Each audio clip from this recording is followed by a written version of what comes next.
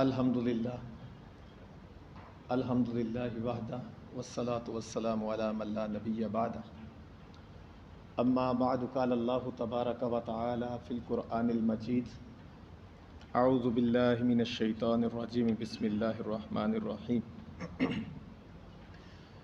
الف لام میم ذالک الکتاب لا ریب فیہ ھدی للمتقین وقال رسول اللہ صلی اللہ علیہ وسلم اقرأ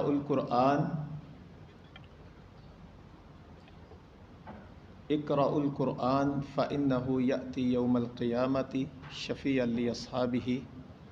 او کما قال علیہ الصلاۃ والسلام رواہ مسلم۔ مختصر حمد و ثنا کے بعد ان گنت لا تعداد بے حد و بے حساب لاکھوں اور کروڑوں درود و سلام ہوں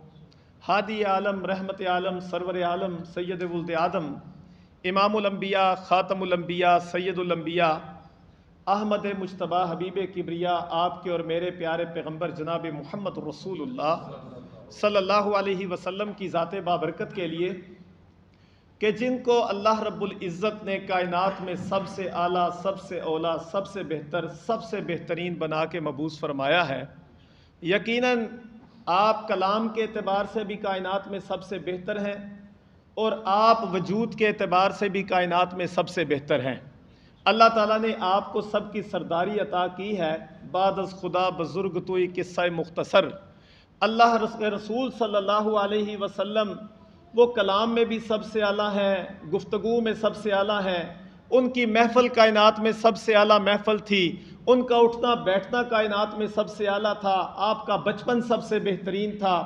آپ کی جوانی سب سے بہترین تھی، آپ کے صحابہ سب سے بہترین تھے، آپ کا نام جس مسجد کے ساتھ جڑ گیا وہ مسجد بہترین بنتی چلی گئی۔ اللہ کے رسول صلی اللہ علیہ وسلم کو اللہ نے مبعوث فرمایا اور ختم نبوت کا تاج پہنایا، اور قرآن مجید میں اللہ تعالیٰ نے آپ کی ختم نبوت کے مسئلے کو بھی بیان فرمایا اور آپ کی زبان سے اس بات کا اعلان بھی فرمایا کہ لوگوں میں ختم نبوت کا تاج پہن کے آیا ہوں، اب قیامت کی دیواروں تک اللہ کی کرسی پہ جا کوئی نہیں سکتا، میں محمد کی کرسی پہ آ کوئی نہیں سکتا۔